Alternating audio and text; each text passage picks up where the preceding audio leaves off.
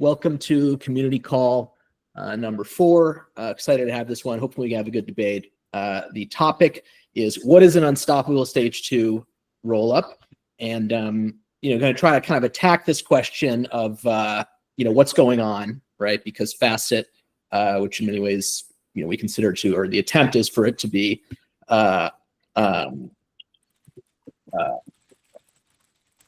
we attempted Facet to be a proof of concept for an unstoppable rollup, and Facet was achieved phase stage 2, and this caused some controversy. And so what I want to discuss a little bit is like what's actually going on here. And in particular, I want to discuss the idea that we need to adopt like a pluralistic approach here, because there are more than one type of stage 2 rollup. So we're going to talk about 2 types of stage 2 rollups. But first, I just want to say, okay, what are the stakes involved here? Like, why should we care about any of this?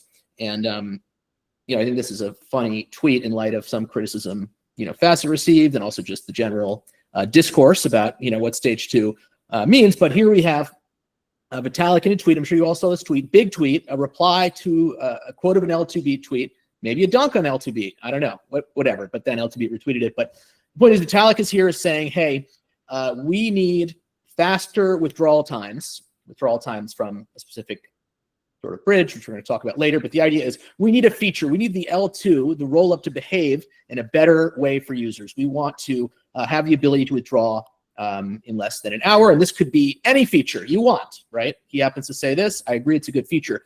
Problem is, no feature like this, or really basically in general, is possible unless you are on stage 2. So here would be my, and Tim and I discussed this. Oh, nice. Tim and I discussed this a little bit. I really want to understand the logic behind this, because from my standpoint, if you can have a chain that is shut down with no notice, you can't withdraw in less than an hour because you can't withdraw at all. The chain doesn't work. So, maybe what Vitalik is saying is, well, I'm willing to ignore that risk, but I'm really concerned with the risk of these alternate bridges users are already using, and that's a problem. And fine. But from my standpoint, this is not a logically valid argument. You need to explain how it is possible to achieve fast withdrawal times, and any such explanation will go through stage 2. So that's where I think we're all on the same page. Stage 2 is important, and I would say that this is not a logical viewpoint, but I like Vitalik, and maybe he sees something I don't. So these are the stakes. Okay, so what is stage 2? So there's a lot of details here, and obviously a lot of debate, but might be good to get the philosophy straight, which is, I think we can all agree on this. Stage 2 means you have the code running the chain. You don't have the people running the chain, because the problem with people is they can do bad things, or be forced to do bad things, even if they're good people, right? Code is law. That's like a meme. I don't know if that meme applies here, but you want the chain run by code, not admins. Now, what I'm here to present is the idea that there are multiple ways to achieve this, and we're going to talk about that. We're going to talk about 2 ways. So one way is traditional stage 2. We're going to talk about what that is. The other way is unstoppable stage 2. Now, I will admit that the name unstoppable stage 2 maybe looks like I'm trying to promote it. Of course I am, right? I think unstoppable rollups are good. Unstoppable stage 2 is good. But let me just be clear, really what I'm trying to do, not just coming up with names, is I want to present this unstoppable stage 2 notion as an alternative rollup design. So not something that's better necessarily, maybe you like it, maybe you don't. Not something that's worse necessarily, but something that is a different set of trade-offs that some people might like. And so this is what I'm trying to accomplish here. I'm not trying to get you to say anything is amazing. Absolutely speaking, there are no easy answers. Okay, now quickly, one last prefatory remark that isn't actually even that relevant here, but it is something that is on everyone's mind and comes up here. So I just want to acknowledge this. I've made a lot of slides in my life that say, what is a rollup? But when we are thinking about rollups, let's just be clear that we might be talking past each other, because there really are 2 ways of thinking about a rollup. And so I'm just going to say these, and we can have these in our mind so I can acknowledge that this exists. So one is the rules-based definition. A rollup is rules. You apply a function to L1, you produce the rollup state, and then you can prove that state back to the L1. So the rollup is rules. And this is how OP stack works, and many pieces of software work like this. This is one way of looking at this, and this is abstract, right? This is the rules. They exist in the realm of the mind. It's not layer one is involved. There's another thing, which is a smart contract centric definition, which is a rollup is a smart contract that has some kind of internal state and logic and code that figures out, okay, what is the root, what is the state root of the rollup, and that thing, that contract with the rules is what a rollup is. And so, what I'm trying to do here is to present a vision or thing that will apply to both, right?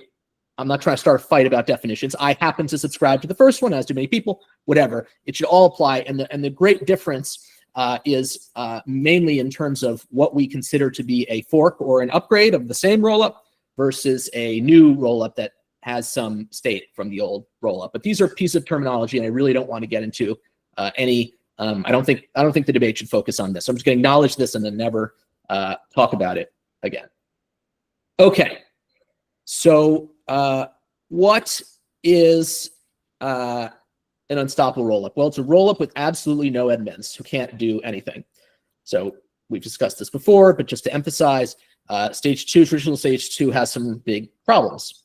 So here are the two problems. So one issue is that they can resolve proof system conflicts with no notice. And this is a problem because what is a proof system conflict? It's something that is decided by some piece of software, and that software can have bugs and whatever. And they can do anything, upgrade in any way with a 30 days notice exit window. And so these are big deals. An exit window is light years ahead of no exit window. So I support traditional stage 2, right? It's really good. No exit window is unbelievably bad. But even with an exit window, we've talked about this, a mass exit from a rollup is going to be really bad. And in particular, it's going to be really bad for native assets, as well as assets that are, bridged and issued by, it's going to be not great, basically. It's going to be really bad. And so we want to avoid having an exit window. And so that's the question here. It's a stage 2 rollup that has no need for an exit window and also has other peculiarities and downsides. Okay, so here's how I would simplify the risk pizza, because we're going to talk about obviously what stage 2 means in the context of L2Beat, who is the arbiter of this, and they have a risk pizza. It has 5 things. I think of stage 2 as having really 3 things, simplifying it. So if you're in stage 2, you have to guarantee transaction inclusion, right? Like you can't have the ability to lock someone out. You need a proof system. Okay, you need a way of just like you need node software, which is a way of deriving the state from the L1. You need a proof system that you can use to implement cross-domain messaging, and then you need some kind of thing, some kind of approach to chain upgrades, to changes, and that is where exit windows often come in, right? So again, depending on what you think a rollup is, you might call an upgrade a fork or a new chain or an upgrade, but fundamentally, these are, from the user standpoint, upgrades. Just like when Ethereum upgrades the L1, users don't think of it as being a fork or a new chain, even though it is. So, okay.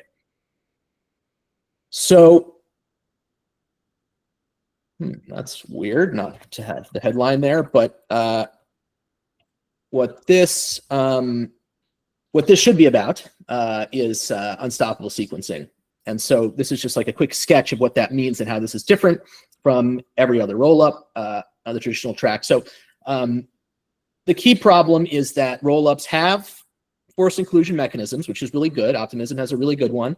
There are some big issues there in terms of the gas allocated to them and various delays and handoff problem, ability to front run. There's a lot you could say about this, but the highest order bit here is that forced inclusion can't be disableable. You can't be able to disable it, which means you need it to be either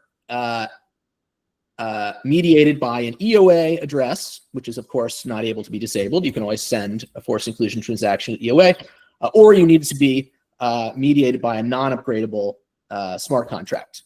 And so just real quick here are some of the pros and cons of each. So if you have an EOA address, it kind of maps onto, it kind of has this backwards compatibility element to it where, just like on Ethereum, if Ethereum upgrades, every upgrade, you don't have to change your way of doing transactions. Like maybe You do if you want to take advantage of blobs, but fundamentally, you as a transaction including user, don't have to like change something, don't have to coordinate something. With an EOA address, you can use the same EOA address and not have to coordinate a new one. A non-upgradable smart contract, you want to deploy new rules, you have to deploy a new contract and people deal with a new address. Maybe it's trade-offs, right? The big downside to an EOA address is that you can't revert. And so why might you want to revert if a transaction to the L2 is invalid, or for example, really if the L2 block has no gas space for it, then the user is able to think that they included the transaction because the L1 transaction worked, but then there was actually no room in the L2 block, and so it failed. And so you need retry mechanisms if you have an EOA address that you don't need for contracts. So this is quick survey of unstoppable sequencing. And again, if you want to be an unstoppable stage 2 rollup, you can't have an upgradable inbox for you can't have upgradable mediation of your transaction inclusion. Oh, that's weird. Okay, so proof systems are the other aspect. So first it's like, okay, what is a proof system? So proofs, they prove things, right? Sounds good. There's withdrawals, there's bridging and withdrawals. These are all talked about, but really what's going on here is this is about L2 to L1 messaging, right? So proofs are a way of letting L2 things, smart contracts, users, send messages to L1 contracts, and withdrawals are a certain type of that message. So really a proof system on its most basic level is a framework for is framework for the harder part of cross-domain messaging. And so if you want an unstoppable proof system, you kind of have to change your perspective on this. And this relates to bridging, which we'll see in a moment. And that perspective is basically an unstoppable proof system cannot have training wheels within the proof system itself, right? What are training wheels? Training wheels are when you might call it a guardian is one role, but an admin steps in and says, hey, the proof system is working from a code standpoint, but the result, right, it's not correct, which I can see outside the system as a human. This is like going to be a bad result. The proof system failed in some way, or something else bad happened. Could also be a bad actor tried to withdraw, which could also be a bad result. You tried to withdraw. So this is the issue. So you can't have training wheels. And so what does a proof system look like that doesn't have training wheels? Well, it is a recorder of facts, right? Not interpretation. So there are typically in these proof systems, there's some kind of game. Obviously, fault proofs have a game where you can challenge and so forth. Validity proofs also have a game because there are rules that say the circumstances under which some person can submit a validity proof. Maybe there's some block cadence, or there's some whitelisting where someone can do it for a period of time. There's rules. And so the goal of a proof system under this model is to record what happened when these rules were applied, not to have interpretations. And then applications are the ones doing the interpretation. So an application, and we implemented a proof of concept of this, not a proof of concept, a live version of this, but something that we think could be an interesting jump off point in the Facet setup. But basically, you would have one contract as the rule recorder, the game recorder that says, here are the valid routes according to the game. And then you have applications like Bridges who would be able to implement training wheels and say, okay, we don't trust this result because of, XYZ reason that we found, on the Guardian level. And the bridge would then decide to, blacklist the route or do something else with it.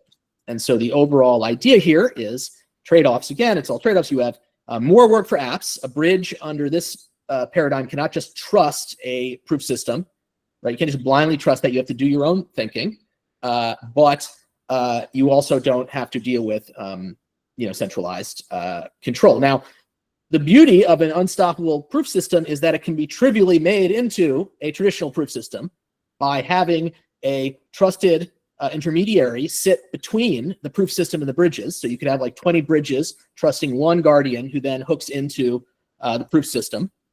This is possible.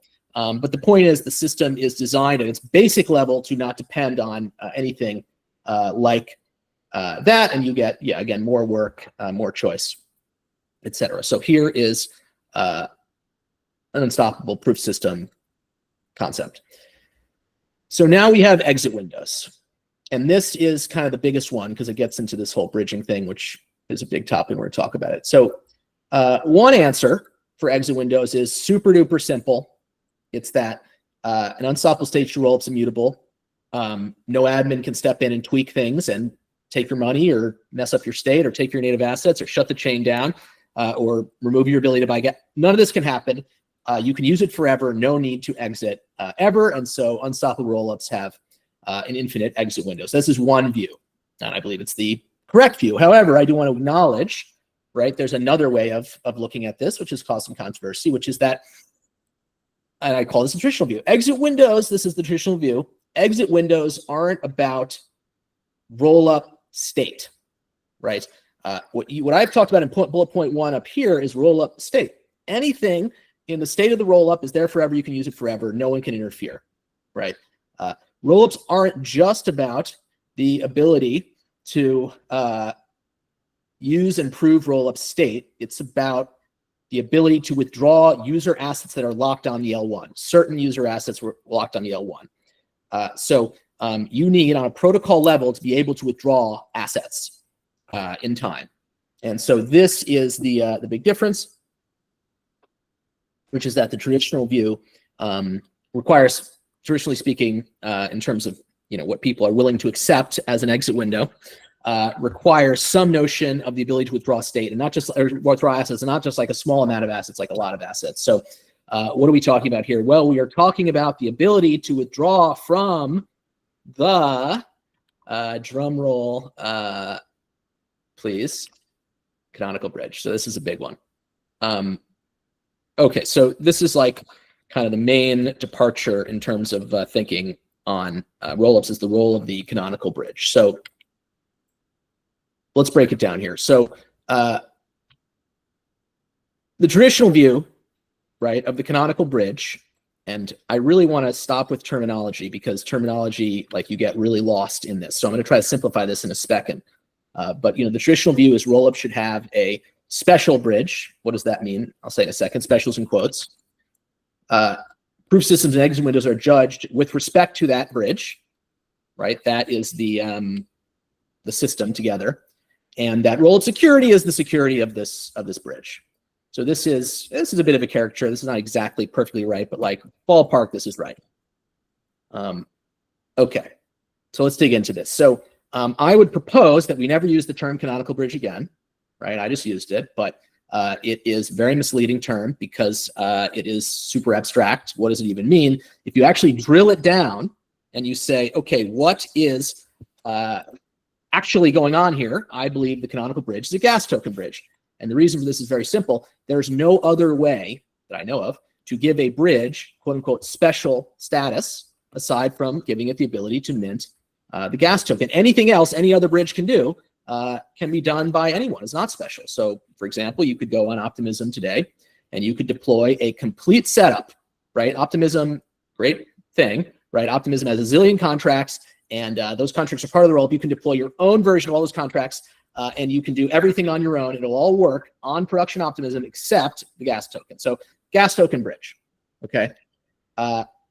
And so the unstoppable thing here, message here is basically the starting point is that gas token bridge is not secure, basically. Like, this is the problem. And so anyone who is saying, hey, this unstoppable approach, this is bad, like, you have to contend with this issue, which is that, you can't have admins having control over the gas token. So here's just a very simple example. Imagine you bridge in 10 ETH. Okay, great.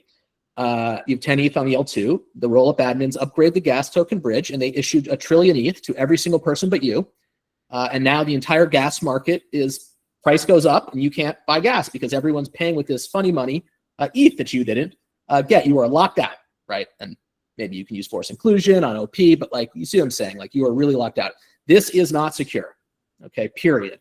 I don't care the exit window. Like, this, I can really, say this is a huge risk. So this is where we are, where the traditional view, in my view, collides with a big problem in reality. And maybe the solution is worse, right? I'm not trying to say everything I'm saying is like perfect, but this is a real problem. It is not something we can just dismiss unless we, take the Vitalik route and basically don't worry about risk. So here's the alternate view of the canonical bridge. Okay, and again, I don't think. So anyway, here's the alternative view. Upgradable gas token bridges are inherently insecure. This is, to me, not negotiable. Like, I would love for someone to have an argument here. I want to see the other side of everything, but I don't see how I could see the other side of this one. Like, it's not good. Not the worst thing in the world. Maybe what I'm saying is worse, but not good. Rollup shouldn't have a special bridge. A special bridge is an invitation for admin control. In other words, why should the rollup have a power? Why should someone have a power that someone else doesn't have in a system, right? An application should be able to do everything that the rollup sanction bridge can do. Now, there could be a non-upgradable gas token bridge, and that maybe is different, but a non-upgradable gas token bridge has other problems relating to force, but like, that's an issue. Rollup proof systems and exit windows should be judged against enabling secure bridges and other applications, right? They should be judged by what they enable, okay? And in particular, what they don't disable, like they don't interfere, basically. And then finally, rollup security. This is, again, rough. I'm just trying to like put this out there. This is exactly what I would say, but just high level. Rollup security is the judged by the relationship between users and apps. Okay, can a user and an app do their thing, or do they have to worry about someone else messing with their thing? And so the gas token bridge that's upgradable is something you have to worry about messing with. And so, can we look at something empirical, right? Like, do we have to do this assessment in a vacuum? And I think we can look at something empirical, which is that users like this model in the sense that they rely on the ability to have relationships with apps and bridges that aren't controlled by the rollup. 70% of rollup assets aren't, and this terminology aren't secured. It's sort of, the state is secured by the rollup, but the assets, the ability to redeem the assets, is not. And so one way you could look at this and say, hey, we need to, what am I saying next year? You could say, hey, we need to get users on the canonical bridge and fix this. And that way, if everyone uses this gas token bridge and the associated proof system, everyone will have the higher level of security. And in my view, that might not be right. Another way to look at it is users, by and large, they're not perfectly rational, but users are doing kind of what they want to do here, which is form relationships with bridges and apps on their own terms. And it's more important to protect those relationships than it is to get users to do, to make relationships only with the bridges controlled by the protocol. Anyway, that's obviously what I think, but really I'm trying to present it as an alternative. So this is something that's come up a lot, and it's like, okay, is this proposal, whether it's facet specific, this overall idea, is this cheating, right? Okay, hey, rollup designers, I got a great idea. You can not have to do work if you just take the same amount of work and give it to other people. Then you don't have to do work. So, don't build a bridge. Offload that hard work to users and developers, and your job's easier. And who cares if it's a good outcome, right? This is the cheating argument. And obviously there is something to that in the sense that maybe it's easier or not, I don't know, to do either approach. It might be literally easier. Certainly there are no traditional stage 2 rollups, but the idea, and at least I don't think you should evaluate on this basis, is not to cheat. The idea is to pursue a different goal, and that goal is very simple. It's that though there is more work, and though you are offloading work or whatever, you are delivering something really valuable that you can't get anywhere else, that other approaches don't give you, which is guarantee of non-interference, right? What's better, right? Do you want the rollup that provides built-in bridge and asset escrow, or do you want the rollup that can't be shut down or interfere with apps in any way? And so if someone is going to say, hey, I prefer traditional rollups, that is all good, but you have to contend with this choice. You cannot get non-interference in the traditional framework that has the exit window. So this is the choice that I want to present to people. So my view again, both are valid. Users should have options, and we shouldn't go around saying that there's only one way to achieve this. So whoop, that's not good. Okay. So final slide here. The unstoppable stage 2 approach, it's thin. It is a protocol that tries to do as little as possible so that it doesn't interfere. Okay. What do you get? You get a protocol that can't be shut down or tampered with. You get a neutral platform for computation, state, cross-domain messaging, and you get greater compatibility with majority use cases. In other words, you offer less risk to native asset issuers and less risk to stablecoin issuers than they would get on another model. But you don't get any protocol level guarantee of any security of any bridge.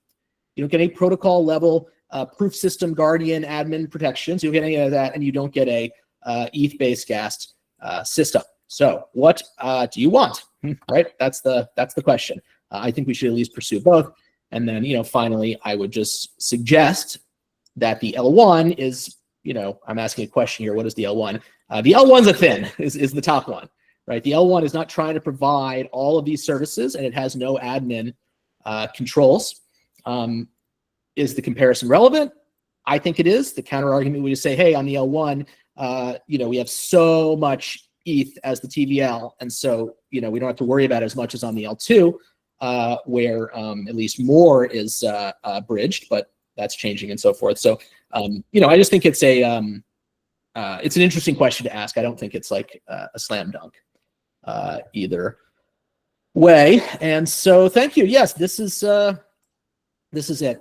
Stage 2, unstoppable stage 2 roll up, a different model. Would love to take questions and hear ideas. Let me see if I can. Okay, I see you, Tim. I think I have to do something. Oh, there we go. Okay, I think we're good. Tim, can you talk? Oh, you're muted. I think you can unmute yourself.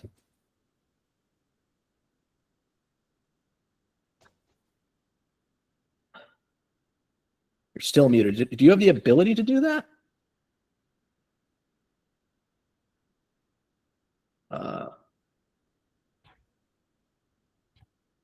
Oh no, I actually disabled that. Oh my goodness.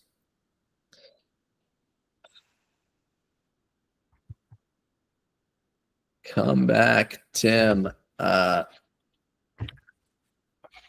right, okay, okay. I think I fixed it now. You're undisabled. Go for it. All right, hi. So I still can't hear you though. Oh, you can't hear me.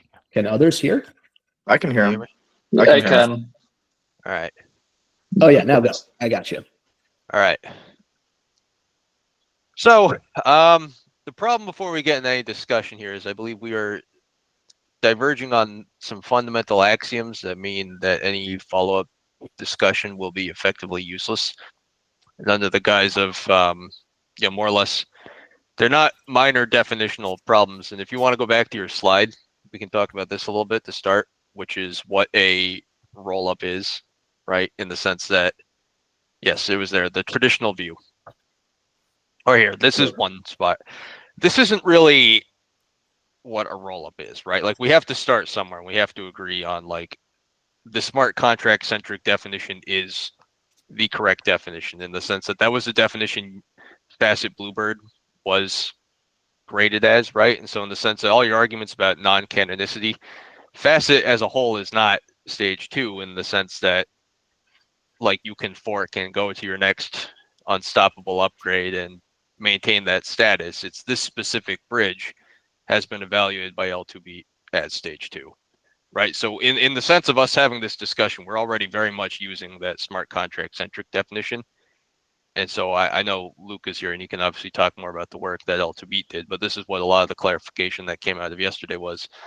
I think it might behoove us to stick with this because this rules-based definition is not really how people are evaluating Facet's security for the recent stage 2 claims anyways. and it's not really how anyone thinks about rollups, quite frankly. Oh, I don't know if that's really true. I mean, this is I mean, look, I'm My point is all the problems with whatever. you have a canonical bridge is the sense. Like, you have been evaluated as if you have a canonical bridge, and so you can't have your cake and eat it too, in the sense of like, Facet is stage 2, Bluebird exists, it has teeth, it has the state root mechanism. That's all valid, that's all good. That's what is commendable. That's the proving system that you guys worked hard to implement. And that's where I agree with you. But where I can't let anything go is like, sovereign rollups are still alt L1s. You can't suddenly say that we're going to now deploy a version 2 and be able to double spend L2 native assets by forking all the state pulse chain style from V1 into V2. We'll have a separate bridge with separate teeth. That's no longer going to like magically inherit into the future all of the unstoppable stage 2 nature that's attached to Bluebird, right? So there is no, like, Facet as a whole thing is not divorced from the storage in that contract, in the sense that, like, that's where the state root lives, that's where Bluebird is, and if you fork, you create a new thing. And so I like what you're doing, in the sense that you have this, these several immutable tracks, and sure, like, you've gotten to the issue, right, with that, where you kick the can down the road to have people, attach their own upgrade mechanisms to their own protocols if they want to jump from one to the other. And that's fair as far as the trade-off goes. But in terms of criticizing like canonicity, like, you have canonicity right now. You've been evaluated as if you have that. And that's not something that I think Facet can divorce itself from.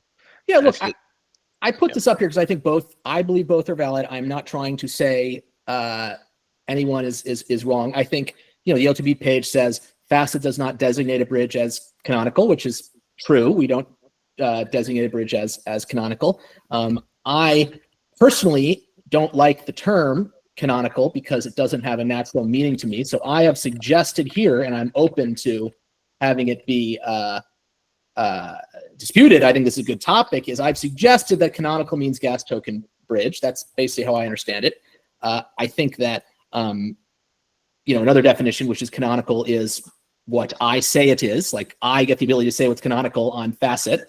I think that is not valid. I think L2 is certainly welcome to, for a purpose of an L2 related evaluation, do what it thinks is right. But in terms of the objective truth, I can't think of like an objective definition of canonical bridge that isn't gas token bridge. But if there's another way of looking at it, then I think this is why I put this here. Like I think this is probably where I disagree with you on the exit window slide, where exit window is not just about assets; it's about the entire state of the rollup being like protected from instantaneous upgrades, in the sense that, like, even if you're talking about native L2 asset balances, being unable to instantly overwrite that and have the exit window where you could, prove to L1 separately, like the state that you had of something on the L2, is still valuable, right? That's still state. Like, even if it's an oracleized asset, like an RWA, like USDC, like, you have a balance of that on an L2, and sometimes you would like to have that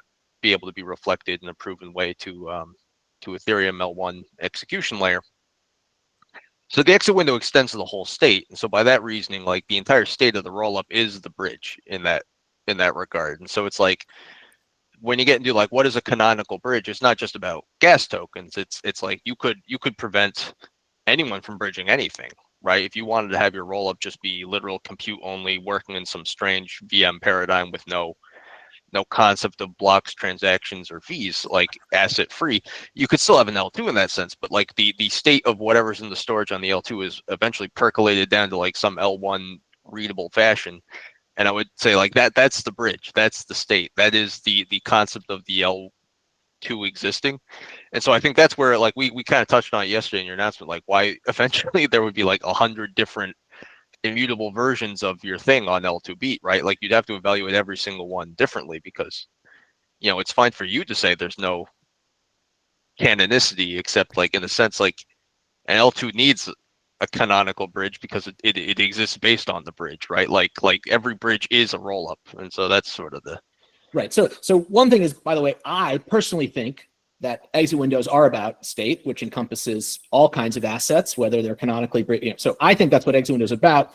I think that's why the unstoppable stage 2 approach, or the facet, whatever you want to call it, delivers on this. I'm just trying to, bring up the alternate approach as much as I can, because, I think people don't exactly think, oh, great. The critics are basically saying, hey, what use is the state if it can't be redeemed for value on the L1? And that's not my view necessarily, but I think it's good to raise. So that's why I was raising here. But yes, I think, so just to put some teeth on this, I think bridge is often used as a blanket thing because, bridges, of course, as we discussed, don't actually store or do anything really specifically with state roots. Like if you look at optimism, the bridge is a consumer of state roots from a complicated system that I is super agree. complicated. So we can just speak of that system. Whatever the L1 state that has the thing in it. Yeah, we right. can call it the same thing there. And so in the case of facet, there is a contract that probably stupidly named, it's kind of confused, rollup.sol. In the case of facet, could be anything for any rollup.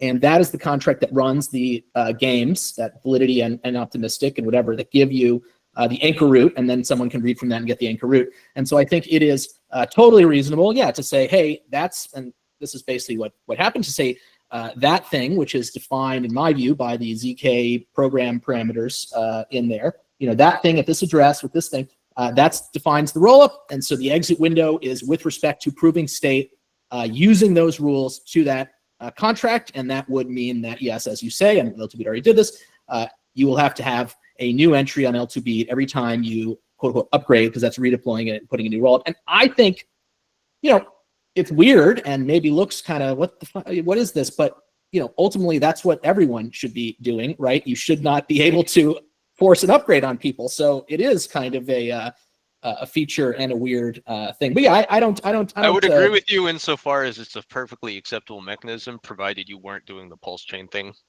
and forking, because now you're introducing potentially broken state into later versions of facet and kind of creating this illusion of continuity where there isn't one, and allowing for double spending of L2 native assets. I don't think that double spending is an unsolvable problem in the future forks, though. Well, but okay, so just quickly before we get so the double spending issue, let me try to sum it up, because I'm trying to I want to give as much weight behind this. So the issue, as I understand it, would be this: you have some proof system, and that proof system is unupgradable and tied to specific rules, and so anyone using facet according to those rules will be able to prove their state, including a withdrawal or any kind of message they want to send. But anyone using facet with other rules, and the rules might be consistent in some ways, but if you leverage a new feature, for example, you're not going to be able to prove the state that you got from the new feature. So you do that, you prove that state, and then there is a smart contract that looks to that state root contract, and that contract says, oh, great, this root came in, and now this person did a storage proof on the root thing, and so I can now send them money. And so that will all work perfectly consistently as long as the rules stay the same, right? You can withdraw, you can do anything you want. If the rules change and people start using different rules, they will still have access to the L2 assets. If the state is continued, they still will have access to the L2 assets. They still be able to do stuff with the L2 assets. However, if they do something with the L2 assets that relies on the new rules, they won't be able to withdraw it, through the old bridge. And so you will end up with assets that are, the redeemability changes in a way that users wouldn't expect, because they're not actively trying to use a new fork. They're just going by the social consensus of like, here's what facet is, which is this fork right now. And so, yeah, I would say that this, systems that are set up to work on this either have to embrace this and say, well, hey, this is what you get from immutability, or they have to pursue a different approach. But yeah, I think this is a problem that needs to, right. Is this kind of an accurate? Well, I wasn't even necessarily thinking about involving the bridge in that sense. I was saying, let's say we have Facet Bluebird right now. Let's say I create some sort of Tim coin on Bluebird, and I build a whole ecosystem in app, and we're using Bluebird. Facet does the thing where we deploy, you go off, you make Cardinal someday, all the nodes sort of via social consensus say like we're on this new V2.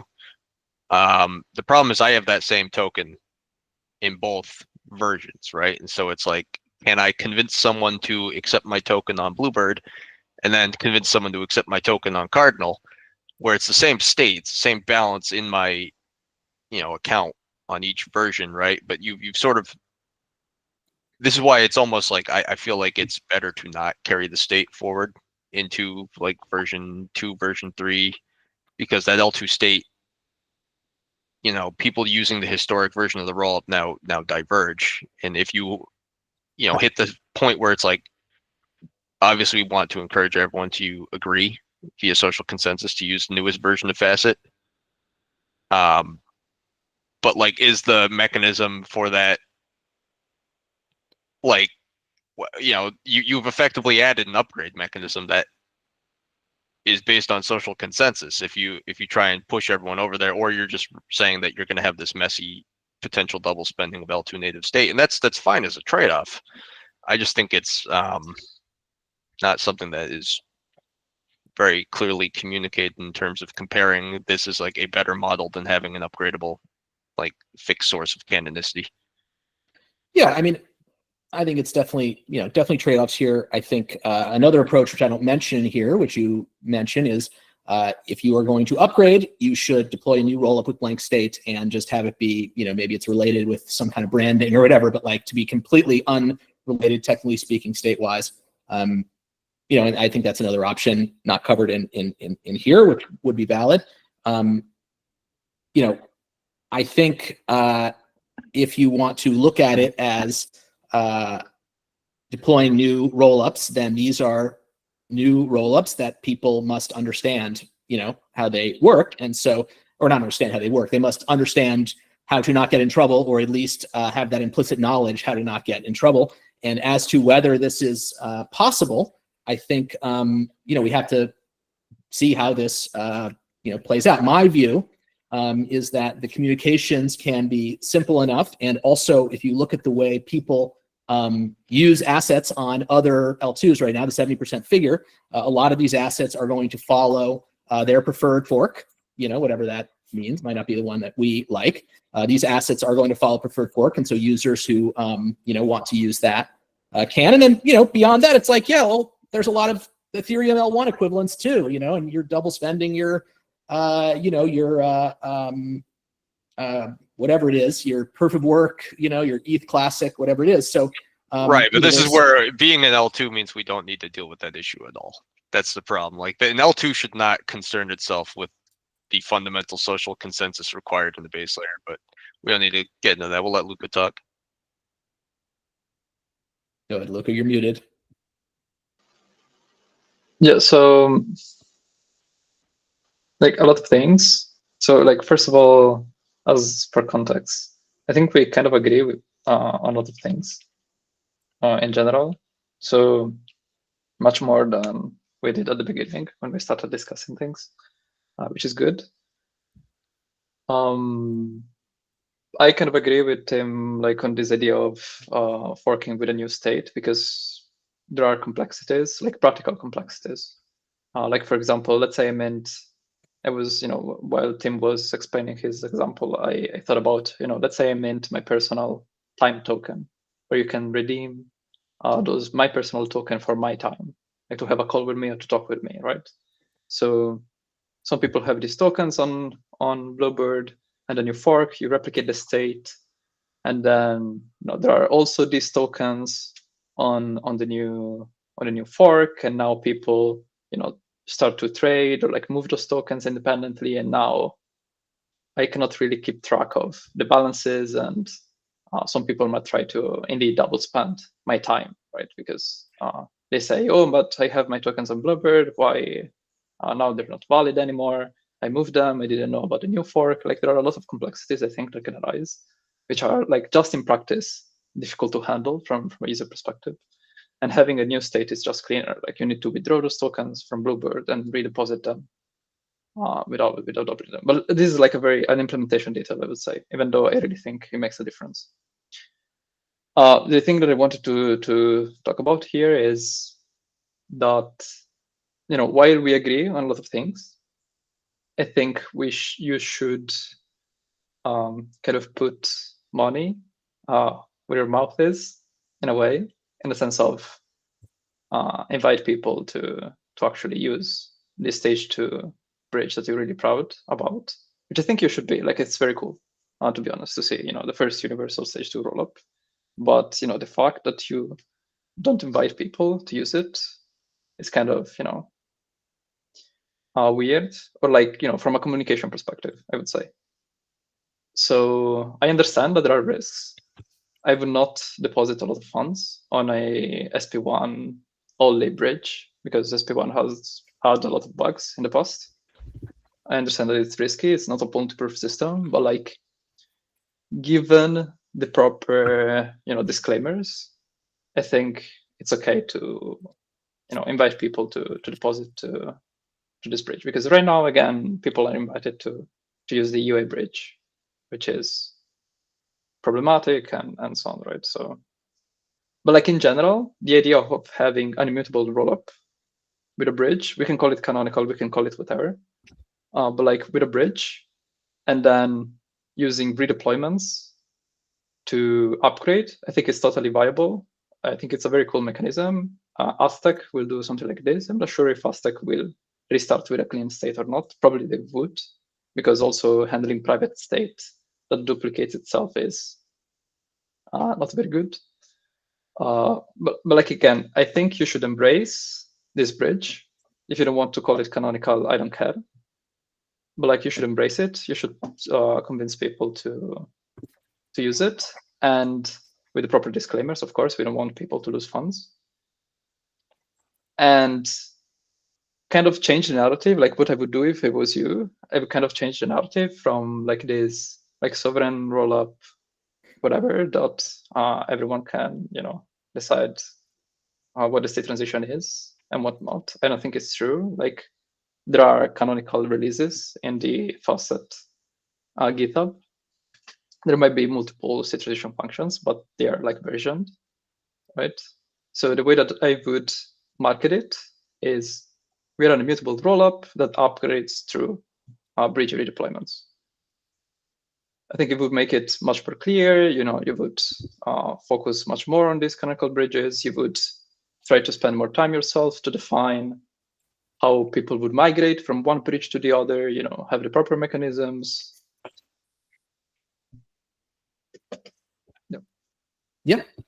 No, that's super helpful. And like, I think, the messaging here and our like posture is just really important, because people don't often, look at the details. And like, yeah, I think you're right. It is weird, or it could be seen as weird to have a proof of concept bridge that, it's not like we just did whatever. Okay, it was a lot of work coming up with all this stuff. We're proud of it.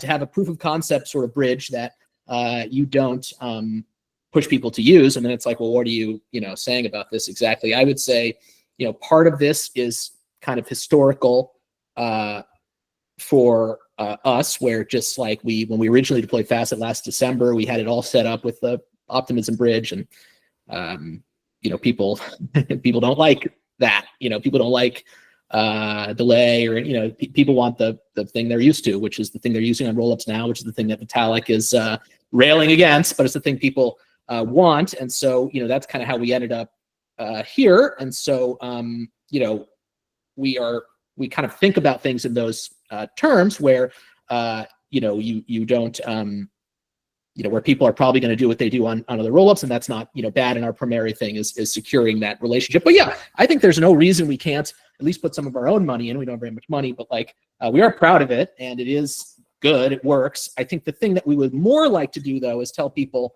and we got the other one reviewed or audited or whatever, we're more likely to say is, hey, use this bridge, sure, but really what you should use is build your own whatever, not necessarily a bridge, using this rollup.sol proof thing, which is the thing that we are down to say, like, I'm much more down to say that defines us than this bridge. You know what I mean? Like, really, it's the proof system, not the bridge. Is that kind of make sense? Yeah. I mean, it's where the state root gets saved in storage, right?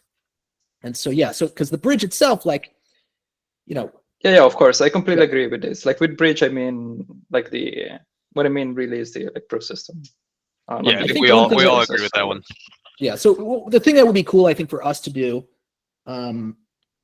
is maybe there could be like another hybrid type approach where instead of you having like a pure EOA sort of thing, you could have some kind of hybrid where the EOA disappears, then you can use proofs. And I mean, that still would not be stage 2, of course, but like, we want to showcase a variety of different ways to like use this thing. And I agree that we should say more about, our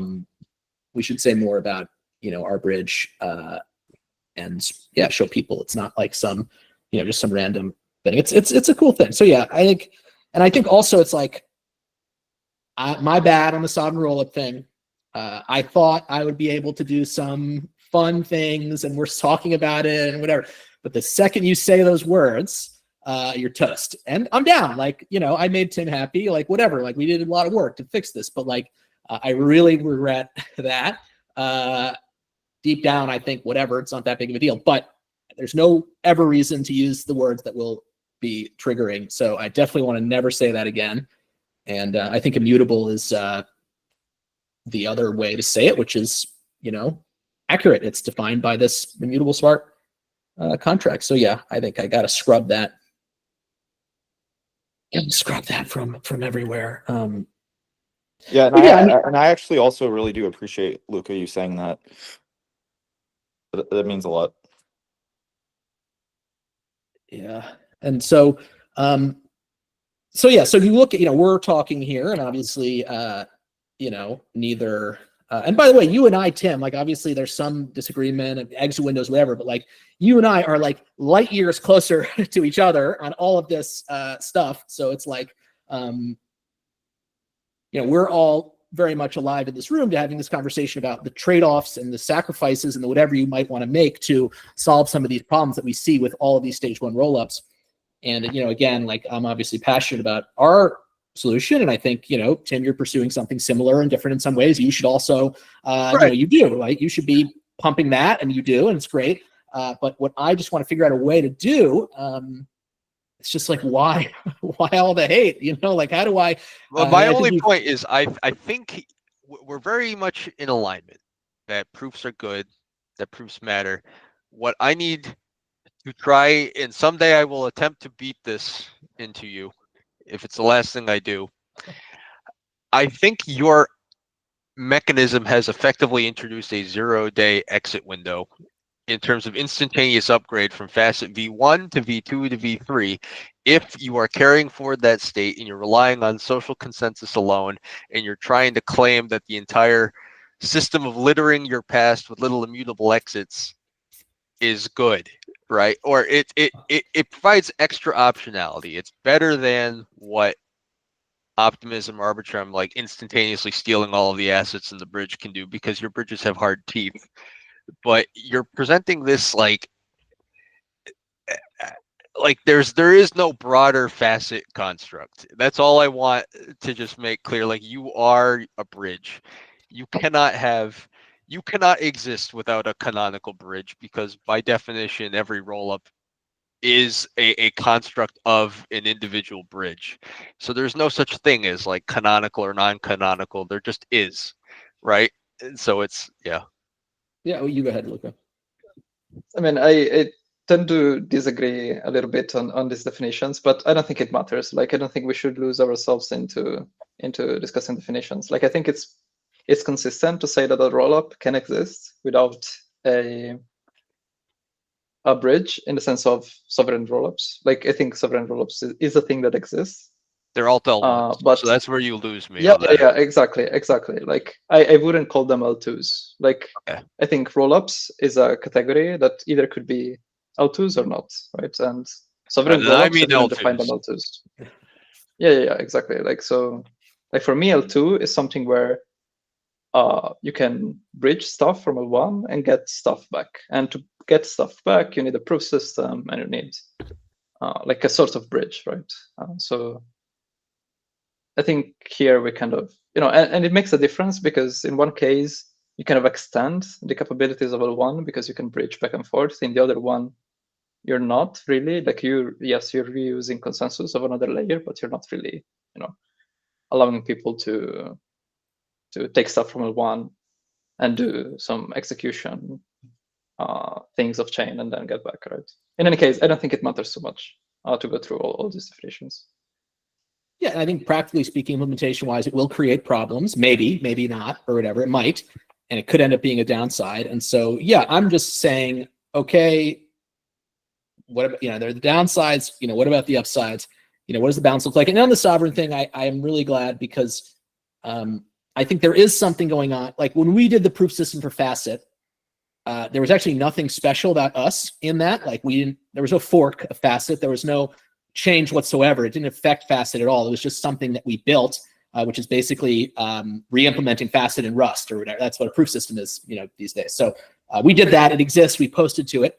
And so that is part of the sovereign rollup mentality of saying, hey, anyone can do a proof system. It's not, part of the protocol. Anyone go do it. And that is true. But I'm now convinced by how hard that was to do that it is good for rollups to have a proof system built in. In other words, to have a way of doing that cross-domain messaging that is not just the rule. It's like having a node. Like you would not have a rollup if you have no node. I think you should also have the proof thing. So I'm actually happy, even though I initially disagreed with that thing. I'm actually happy, and so that's why I'm trying to kill the sovereign thing. It was good to do though, and it informs the design of the protocol too. Like, but yeah. By the way, last thing before I jump off, like one thing that is very cool about Facet that I think it's a bit under discussed is, apart from this complexity about upgrades and forks, like when discussing just one single fork or like one single version, the cool thing is a team, like the team behind the project cannot be trusted to build the most secure proof system, I think, right? So you have Facet that has built this canonical bridge, and we can call it Bluebird, whatever, using SP1. But let's say that Facet goes away, but the Facet state is really valuable. I think it makes sense for someone else to try to build, let's say, multi-proof system with whatever is most secure in the future, right? And trying to keep the state alive and the bridge alive, even if the old one, let's say, after some time, it gets exploited because SP1 has exploits every now and then. And this is not something that you can do with other projects where they indeed enshrine a kind of proof system with a gas token. Now, what happens if you have two different bridges with two different proof systems that use the same state transition function? Are these two different rollups or not? I think it's complicated. I'm not sure. Depends on definitions. But the fact that this is possible on Facet, I think it's very, very cool. Thank you. Yeah, I think that's when it really gets down to this what is a rollup thing, because I would say that the proof systems are subordinate to the rules, and so you can see like who's right. But Tim and others would say that I would say the proof systems behave differently. It's two rollups. Yeah, I wouldn't even say it's the proof system. I'd say it's the actual state, right? Like we could create an identical copy of Facet that behaves exactly the same way and settles the proofs in exactly the same way, and they're two different rollups, right? Because we're pointing to two different storage slots that can diverge at any moment. And I think the only arbiter of truth here, if we're talking about L2s meaningfully, the only mechanism that we have that we can rely on is L1. Like, is this infallible thing that can watch our state? And if you can't write something on L1 that infallibly makes that decision in a completely immutable smart contract, then that's where I'm like, as soon as we rely on off-chain definitions, like we've done something. We've changed somehow how this upgrade happens, right? Yeah, I mean, I'm now that we have a proof system, I think it's to my benefit to adopt this approach so that anyone who doesn't can't compete as Good, well, please basically. But yeah, I mean, and by the way, like a proof system, just for reference, right? Like I was going to make this, the original topic of this presentation was just on proofs and how to do it, because it was a great, project. But like, basically what proofs mean, thank you, Luca. Bye-bye. Basically what proofs mean today, as I mentioned, is like you have to re-implement your rollup in Rust using Kona and other things. And so you have this question of like, okay, well, if I'm re-implementing this thing here, then what is the status of, you know what I mean? Like, it's like, you want these two implementations to match, and you really have this, question. So, it would be nice to be able to prove that the nodes would derive the same states that the proving thing can prove, but that's not really, a thing right now. So it's kind of like an interesting project. Rust is a cool language. Cool. Well, I mean, I'm glad that I, because I put out the poll and I say, hey, when's everyone free? But really, I'm very focused on Tim and Luca. Sorry, everyone. You're only scum compared to them. No, there's a Simpsons joke that I love about this. Anyway, whatever. Any other questions or thoughts? We're at an hour. This was a lot of fun. I would say, keep an open mind, help others keep an open mind. By open mind, I just mean everything's got trade-offs. And if you're criticizing the existing system like we are viciously, we got to acknowledge the problems with us and the downsides. And anyone criticizing us, ideally, would also be alive to, the benefits that we could offer